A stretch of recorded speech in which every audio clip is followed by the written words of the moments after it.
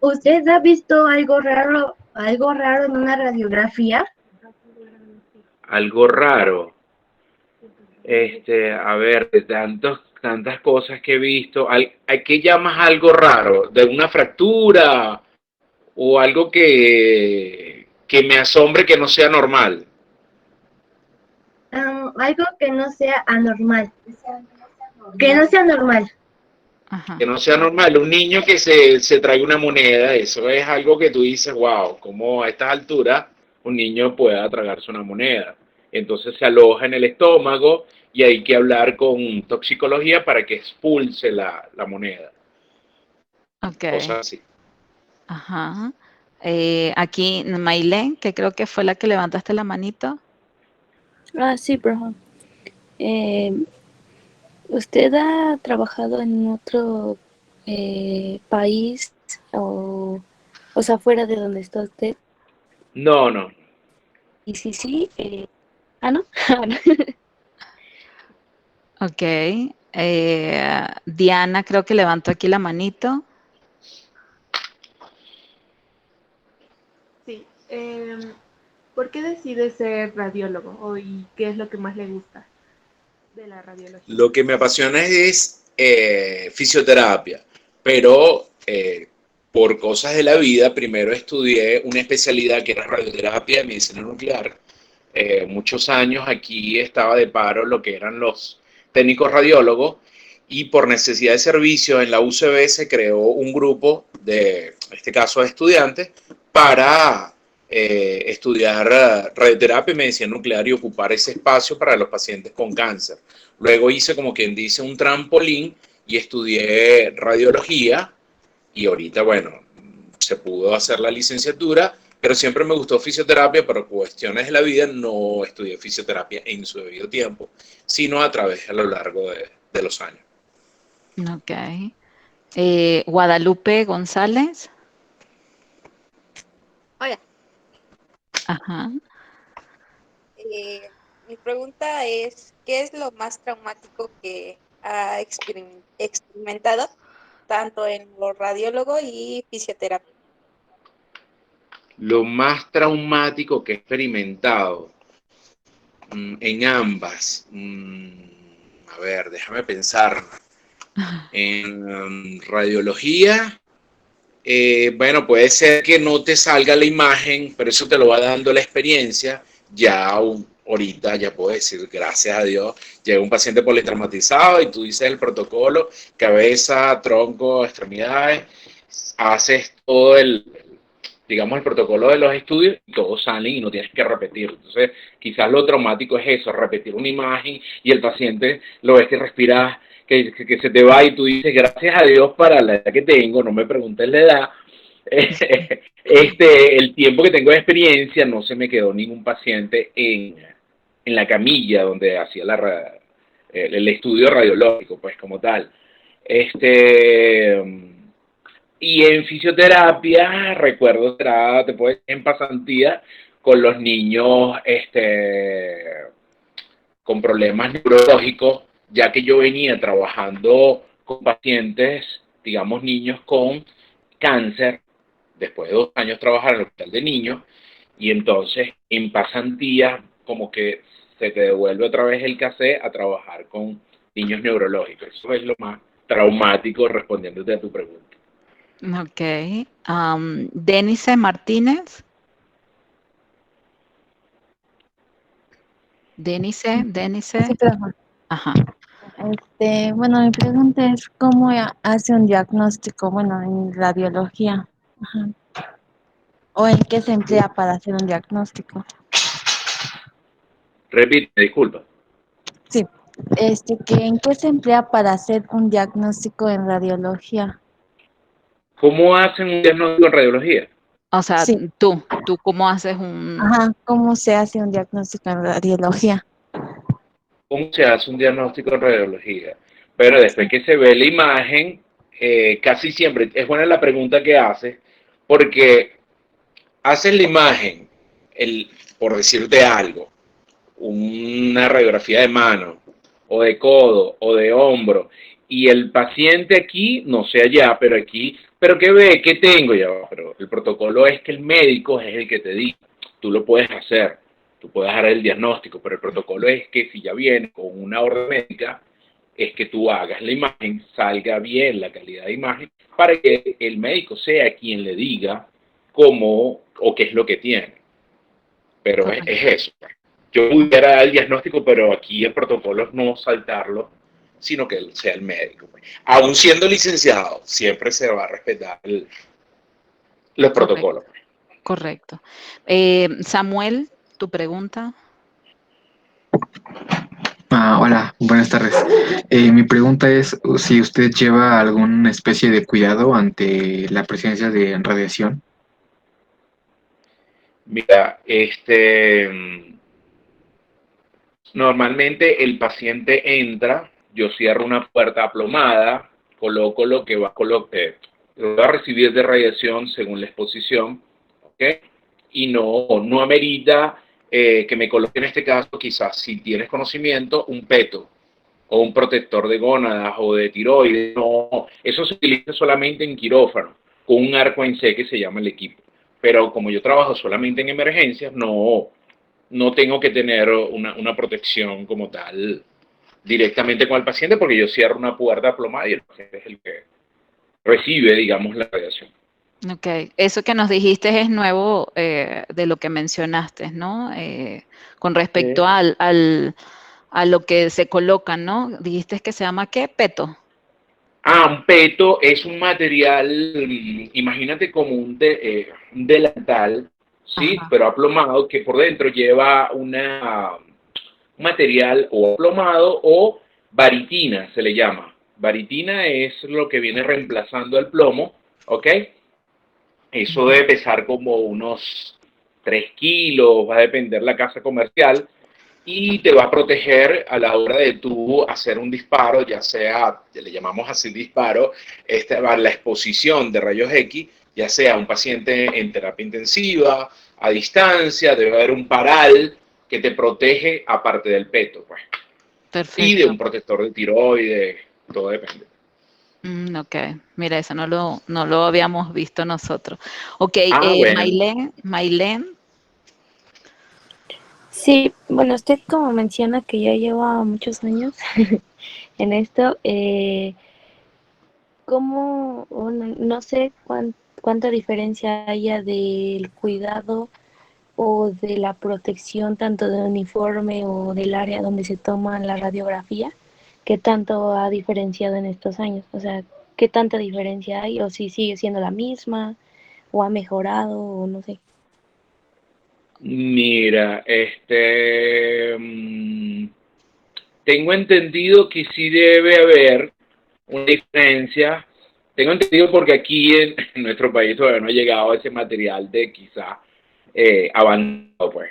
Digamos, en este caso, lo que acabamos de ver ahorita, el peto, debe haber uno que pese mucho menos e igual que te proteja, pero no lo hay. Lo que sí hay es, digamos, estos equipos portátiles, nosotros le llamamos Arturito, porque es algo pequeño, que lo puedes trasladar de hospitalización a un equipo portátil, pero normalmente tú tienes que llevar, después que hacías la imagen, llevarlo a un cuarto oscuro, procesarla, ya no, ya este equipo Arturito es digital y tiene un monitor donde se te ve la imagen directamente, pues. Y por red tú la pasas a la computadora de un médico. Eso es lo más avanzado, pero como protección como tal, no hay.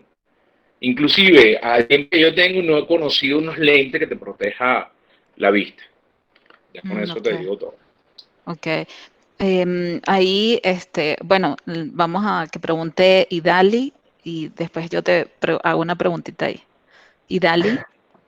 Hola, buenas tardes. ¿Cómo fue su experiencia en sus dos campos, tanto en radiología como en física? Bueno, su primera experiencia. Mi primera experiencia en, más o menos, no entenderla. En los dos campos, tanto en fisio como en radiología.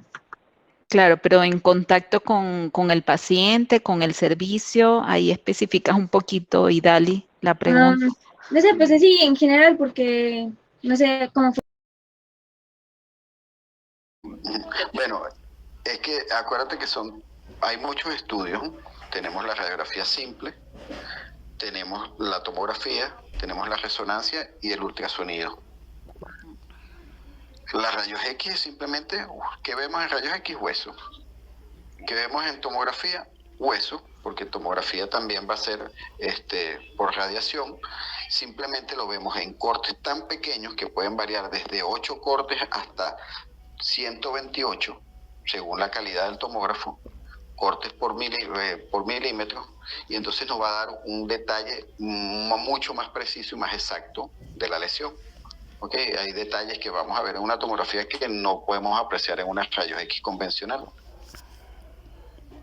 Sobre todo, la tomografía estaría más indicada para las fracturas, es el estándar oro para las fracturas próximas a la articulación, que involucren la articulación o estén muy próximas a la articulación. Es lo ideal. Tú haces la rayos X normal, ves una lesión articular y entonces procedes al segundo paso y haces la tomografía en 3 dimensiones, con la reconstrucción 3D, y vas a ver con mucho detalle cómo está la lesión, y entonces puedes programar una mejor reconstrucción, porque ya tienes un modelo de cómo está y de lo que tú quieres. Si tú vas a hacer una resonancia es porque la lesión no es ósea directamente, que hay partes, ya sea, por ejemplo, en hombro vas a ver ligamentos, las cápsulas sinovial, en columna vas a ver los discos intervertebrales, vas a apreciar bien el cordón medular, en rodilla vas a ver ligamentos, meniscos, cápsula articular, que no los vas a ver, que no se aprecian en una radiografía convencional. Entonces, para esas partes blandas, la resonancia es la ideada. La resonancia es por emisión de positrones en un campo magnético, no es radiación, por eso no se ve hueso como en los otros estudios. Sí se ve, pero hace énfasis en las partes blandas. Y el ultrasonido, pues el ultrasonido es un estudio muy útil, es más económico, es muy práctico, lo haces en cualquier consultorio. Simplemente se necesita que la persona que lo haga tenga un buen entrenamiento en este caso, ecosonogramas musculoesqueléticos, partes blandas o incluso articulares. Y en los niños muy pequeños, los niños recién nacidos o de meses, con lesiones articulares, el estándar oro es el ultrasonido. Ok. Bueno, ¿algún otro tiene alguna otra preguntita?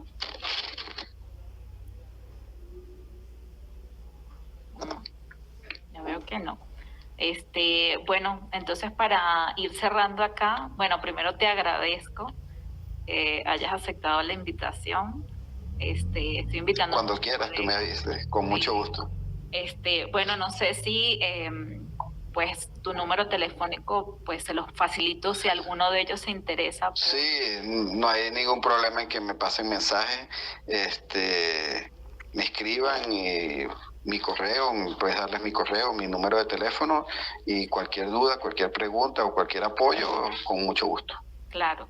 Mira, y para cerrar acá, bueno, ya tú estás aquí en México, ya tienes 2 años acá.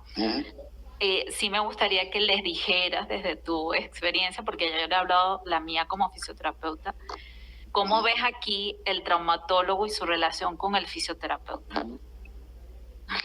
Aquí bueno, mi experiencia en Venezuela era todo lo contrario de lo que es aquí. En Venezuela todo traumatólogo tenía su fisioterapeuta aliado, y se trabajaba en conjunto. Incluso, por ejemplo, en mi caso, yo trabajaba con un fisioterapeuta desde la recuperación anestésica. El terapeuta iba, muchas veces estaba en la cirugía para ver qué es lo que se estaba haciendo, o si no, desde la recuperación se iniciaba la movilización. Yo, por ejemplo, hago mucho hombro, trabajo mucho con hombro, y desde la recuperación o el postoperatorio inmediato se hacían la crioterapia y la movilización del hombro. Se utilizaban los aparatos, los Polar Pad, que son las compresas de frío que van fluyendo el agua fría continua, los movilizadores automáticos, y el mejor movilizador automático, que es las manos de un buen fisioterapeuta. Uno simplemente le explicaba los límites, los rangos a que se podía hacer o que no se podía hacer, y se trabajaba en conjunto. Acá no se usa tanto. No se usa tanto, pero pienso que hay algo de que no se crea tanto en el terapeuta, sino que hay algo de egoísmo en cuanto a que el paciente es mío y nadie me lo toca. El paciente es mío y yo le hago todo. Entonces, en esa parte, por lo menos en esta ciudad, se trabaja mucho así. El terapeuta es ya cuando ya el paciente me está fastidiando porque le duele, y entonces lo envío para allá. No, el terapeuta debe trabajar, acostúmbrense a trabajar con el traumatólogo desde el día 1. Incluso cuando ya se planifiquen muchas cirugías, se envía al paciente a rehabilitación para fortalecer la musculatura. Valga, por ejemplo, si uno va a hacer una artroscopia de rodilla, si tú haces la artroscopia y lleva un cuádriceps ya con tono muscular y va edema, era mucho más fácil la cirugía y más rápida su recuperación que yo, pero hago la cirugía y mando al paciente a las 2 semanas. Entonces la fisioterapia se inicia en muchos casos antes de la cirugía. El paciente siempre va a las terapias, muchas veces por su cuenta, para evitar la cirugía. Pero ya cuando se diagnostica y se planifica, el paciente debe iniciar las terapias, hace su cirugía y continúa sus terapias en la forma más pronta posible, para que el resultado sea mejor para el paciente, su recuperación será más rápida y el trabajo en equipo siempre es más adecuado. Todo paciente con dolor, o estos pacientes con dolores crónicos, como por ejemplo el caso de la señora de la pseudoartrosis, estos pacientes se manejan de la llave con fisioterapeuta, traumatólogo, psicólogo y médico internista, porque ya también en ese caso debe, o en casos así, debe evaluar por qué, si hay algún trastorno de consolidación. Entonces hay que hacerle estudios de metabolismo del calcio, estudios metabólicos, a ver por qué no está consolidando. Entonces todo eso hay que estudiarlo y debe ser siempre un equipo. No se acostumbren a trabajar como lobos solitarios. Acostúmbrense siempre a compartir las responsabilidades y a trabajar en equipo. Así es, así es. Sí, definitivamente. No, yo aquí que estoy en Puebla, desde que llegué estoy en Puebla, y sí ha sido un choque emocional al punto de que, bueno, yo al principio casi que me quería ir por esas razones, porque los médicos no te reciben en la consulta, los médicos ven la fisioterapia como un pañito de agua caliente. Entonces, aquí en Puebla, que hay muchas escuelas de fisioterapia, entonces es mucha la oferta y poca la demanda, porque aparte de eso, entonces el médico no manda fisioterapia y para colmo el paciente no tiene cultura, ve la salud como un gasto y no como una inversión. Entonces cuando le pones un protocolo de tratamiento de 10 sesiones, te dicen no, 10 sesiones no, como con 3 yo creo que me recupero por el tema financiero. Sí, es que acá vienen varios puntos. Uno, el tema laboral. Las empresas no dan las licencias si no va firmada por el IMSS, y el IMSS, por ejemplo, un esguince de tobillo, que es una lesión tan común, lo que da son 3 días. Y así está inmovilizado X tiempo, pero lo que te dan son 3 días. Un esguince de tobillo, aquí no se manda a fisioterapia. Tú lo inmovilizas o no lo inmovilizas y el paciente pues no va a fisioterapia. Claudica la marcha, cojea el tiempo que pueda y a trabajar, al jale, como dicen aquí en Monterrey. Pero es por cuestiones económicas. Estas son ciudades, una ciudad industrial, y todo está programado para que la persona produzca. Sí, se siente mal, pero que produzca. Entonces, en parte eso influye mucho en la no presencia en terapia. Pero sí he conversado, muchos traumatólogos están de acuerdo, sí, que hay que ayudarse en las terapias, pero cuestiones económicas y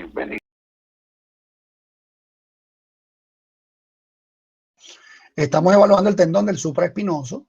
Fíjense que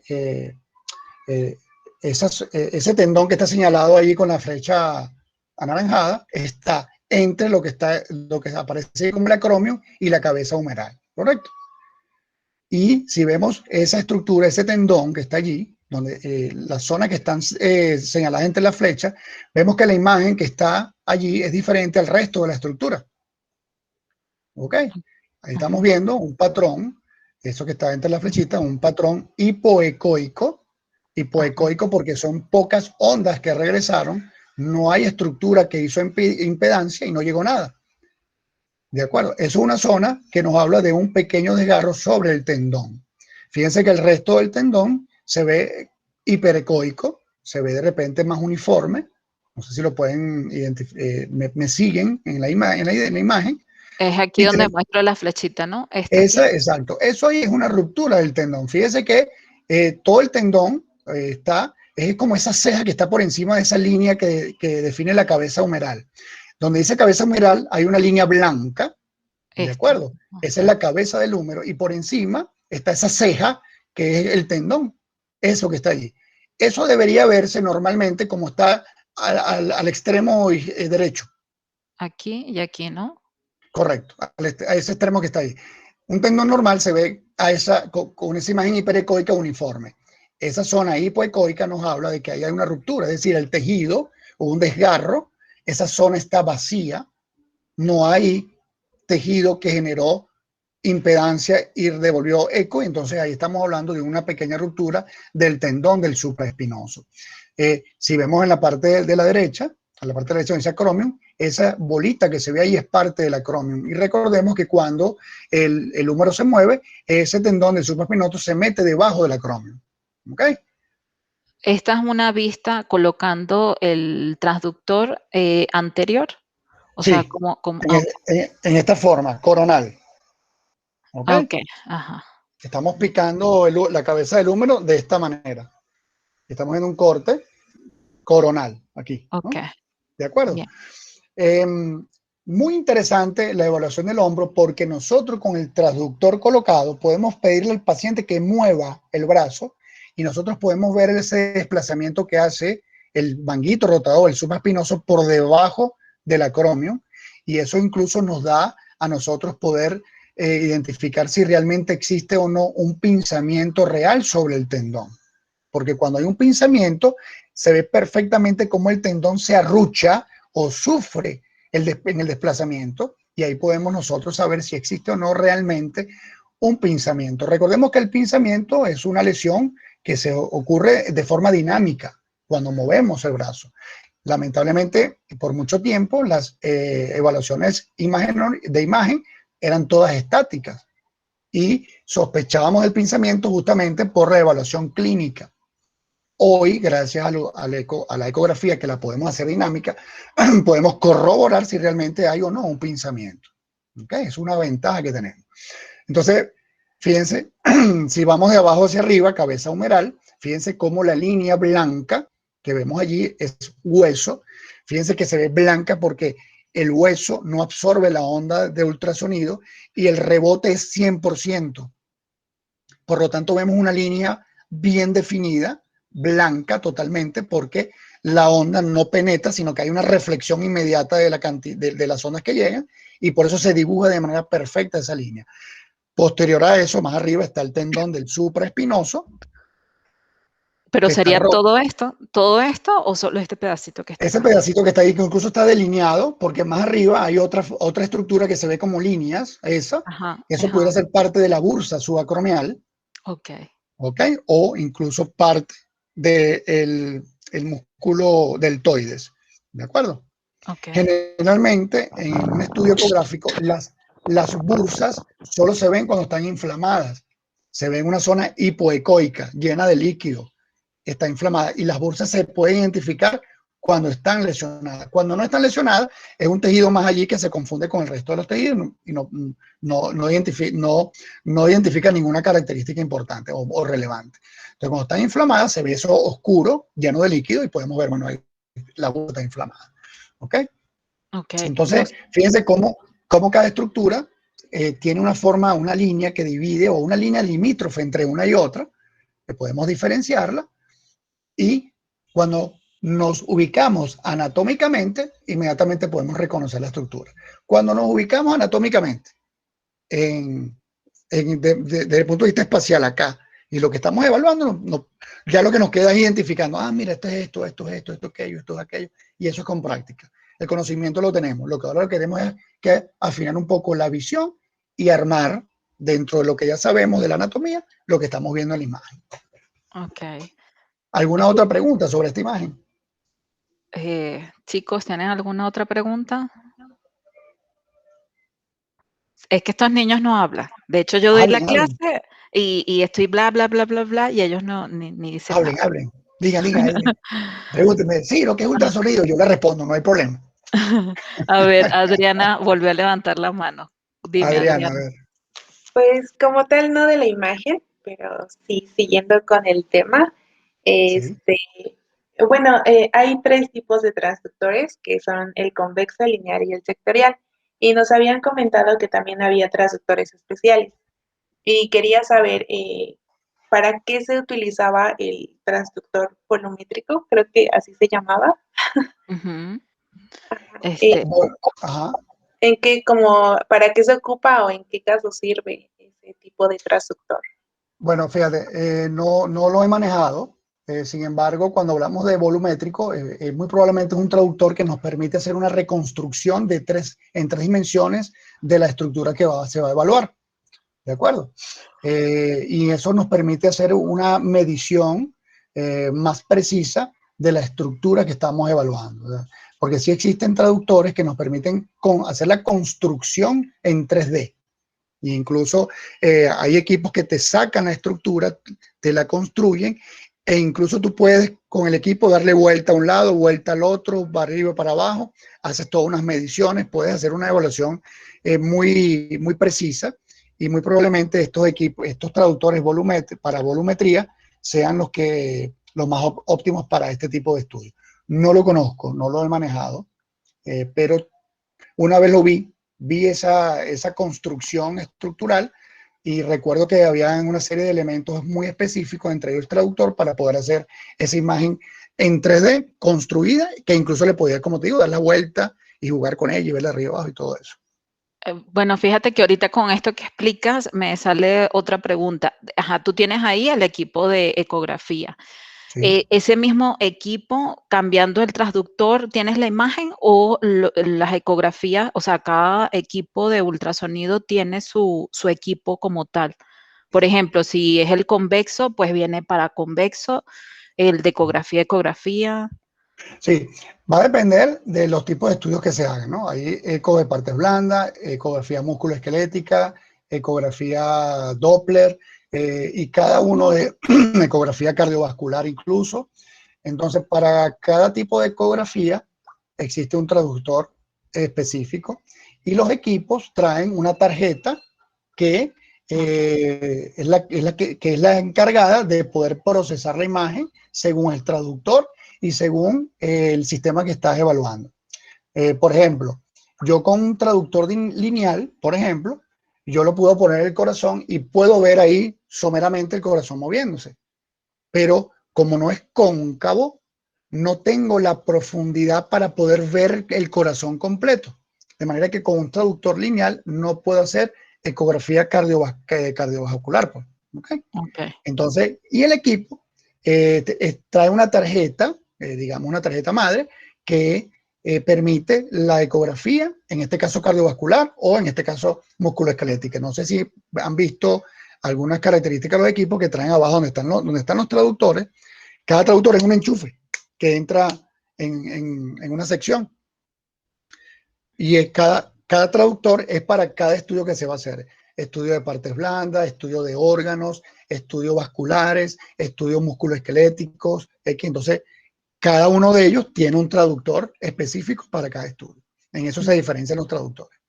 Repito, yo puedo ver el corazón con uno lineal, yo puedo ver el tendón con uno cóncavo, pero no voy a tener la imagen porque la forma como se emite en la onda no es la adecuada para poder captar la estructura o el sistema que quiero evaluar. Por eso hay diferencias entre cada uno de ellos. Ok. Bien.